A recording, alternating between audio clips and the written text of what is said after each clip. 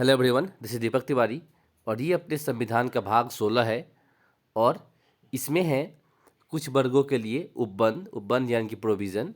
तो चलिए इसे हम देखते हैं। तो जैसा कि देखा हमने, संविधान का भाग 16 है और इसका आर्टिकल 330 से 342 तक है और कुछ वर्गों के लिए उपबंध है इसमें। तो आर्टिकल 330 कहता है कि अपनी लोकसभा में जो सीटें हैं ना, उनमें आरक्षण है। इसमें बताया गया है कि जो शेड्यूल कास्ट है, एससी हैं, इनके लिए 84 सीटें और जो एसटी यानी कि शेड्यूल ट्राइब्स है, इनके लिए 47 सीटें ये आरक्षित रहेगा हर लोकसभा के चुनाव में। और ये 2026 तक ऐसा ही रहेगा और 2026 में जब सीटों की संख्या बदलेगी तो उस हिसाब से बाद में देखा जाएगा। अगला है आर्टिकल 331। ये कहता है कि लोकसभा में 2 एंग्लो इंडियन को राष्ट्रपति क्या करेंगे, मनोनीत करेंगे, लेकिन ये तभी करेंगे जब कोई भी एंग्लो इंडियन जीत के नहीं आया हो, तभी करेंगे। राइट। हालांकि अब इसे ख़त्म कर दिया गया है, 2020 में इसे ख़त्म कर दिया गया था, लेकिन हो सकता है कि आने वाले एग्जाम में भी ये सवाल मिले, तो आप इसे ध्यान रखना। अगला है आर्टिकल 332। इसमें बताया गया है विधानसभा जो राज्यों में होती है उसमें एससी एसटी का जो आरक्षण होगा किस तरीके से होगा उसके बारे में। तो ये कोई तय नहीं है, अलग अलग राज्यों में उनकी संख्या के हिसाब से है, तो किसी भी एक जगह पे तय नहीं है, हर राज्य में अलग अलग तरीके से है। अगला है आर्टिकल 333।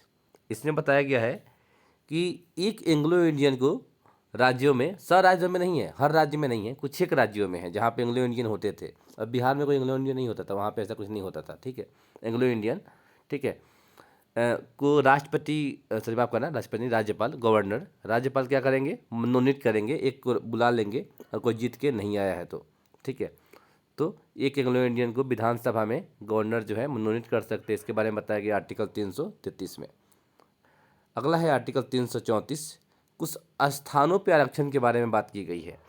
जैसे कि मान लीजिए कि कुछ लोग हैं पहाड़ी इलाकों में, उनकी हाइट कम होती है, कुछ ऐसे लोग होते हैं जो कि ऐसी जगह पे है जहाँ पे उनकी इशू होती है हाइट वगैरह को लेकर या कुछ और चीज़ों को लेकर, पैरामीटर्स को लेकर, तो उस जगह पे भी उनको आरक्षण दिया जाएगा और भर्ती दी जाएगी। इस चीज़ को लेकर उसने बताया, कुछ स्थानों को लेकर भी इसके बारे में बात की गई है।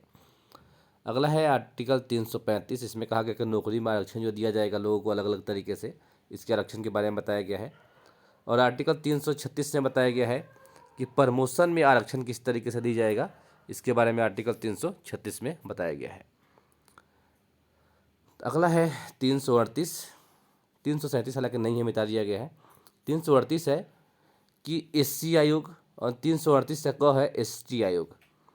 ये पूरे आयोग के जो सदस्य होंगे उसकी नियुक्ति जो है राष्ट्रपति करेंगे, इसके बारे में बताया गया आर्टिकल 338 में, 300 क में।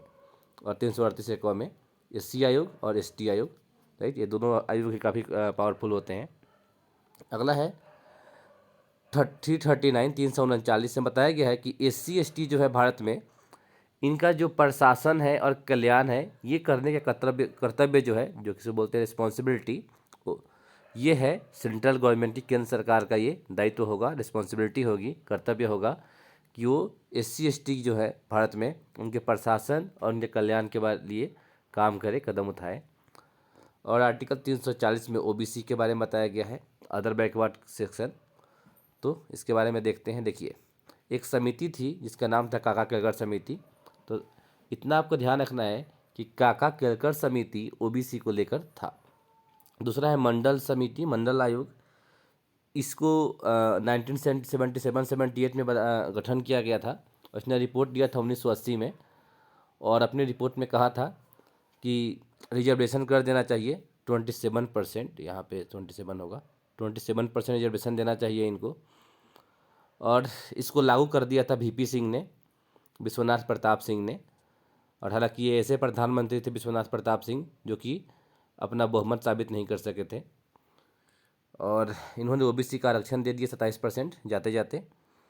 इसमें क्या हुआ कि ओबीसी के 2 लेयर है, एक है क्रीमी लेयर और दूसरा है नॉन क्रीमी लेयर। तो क्रीमी लेयर उनको बोलते हैं जिनकी सालाना इनकम 8 लाख रुपए से ज़्यादा है, इनको आरक्षण नहीं दिया जाता है। ओबीसी में जो लोग क्रीमी लेयर में है ना, जिनका सालाना इनकम 8 लाख से ज़्यादा है, उनको आरक्षण नहीं दिया जाता है। लेकिन जिनका सालाना इनकम 8 लाख रुपये से कम है, 8 लाख रुपये से कम है, उनको आरक्षण दिया जाता है, तो नॉन क्रीमी लेयर के होते हैं। बेसिक इसके बारे में इतना ध्यान रखना है। 2013-14 में, साल 2013-14 में जो किन्नर लोग होते हैं इनको भी आरक्षण दे दिया गया रेलवे में और बाकी बाकी जगहों पे, अलग अलग जगहों पे। अगला है आर्टिकल 341, इसमें बताया गया है एससी शेड्यूल कास्ट और 342 यानी एसटी यानी कि शेड्यूल ट्राइब्स। इन दोनों में कोई भी नई जाति या नए लोगों को शामिल करना है तो राष्ट्रपति शामिल कर सकते हैं। इसकी घोषणा राष्ट्रपति करते हैं कि आज से ये जो कास्ट है या फिर ये जो कम्युनिटी है ये शेड्यूल कास्ट की पार्ट होगी या शेड्यूल ट्राइब्स की पार्ट होगी, ये राष्ट्रपति घोषणा करते हैं। लेकिन अगर किसी को ख़त्म करना है कि एससी एसटी में ये बाहर आ रहे हैं तो इसके लिए संसद चाहे तो ख़त्म कर सकती है, संसद को इस पर प्रस्ताव पास करना पड़ता है, तो संसद ऐसा चाहे तो कर सकती है। अगला है आर्टिकल 342 और 41 के बाद में एक सच्चर कमेटी थी। सच्चर कमेटी ने अपना रिपोर्ट दिया था जो मुसलमानों की स्थिति के बारे में बताया था सच्चर कमेटी ने। और फिर है एक बंधुआ मजदूरों को खात्मे के लिए 1976 में संशोधन हुआ था, मतलब कि एक विधेयक पास हुआ था। और 1986 में बाल श्रम को भी रोक लगा दिया गया, इसके ऊपर भी एक विधेयक पास किया गया। लेकिन अगर कोई बच्चा फैमिली का काम करता है तो उस पर नहीं बोलते हैं, फैमिली का काम करना कोई बाल श्रम नहीं माना जाएगा अगर फैमिली के कोई काम में हाथ बटा रहा है तो, राइट। लेकिन किसी और के पास कर रहा है तो ऐसा अलाउ नहीं है, राइट।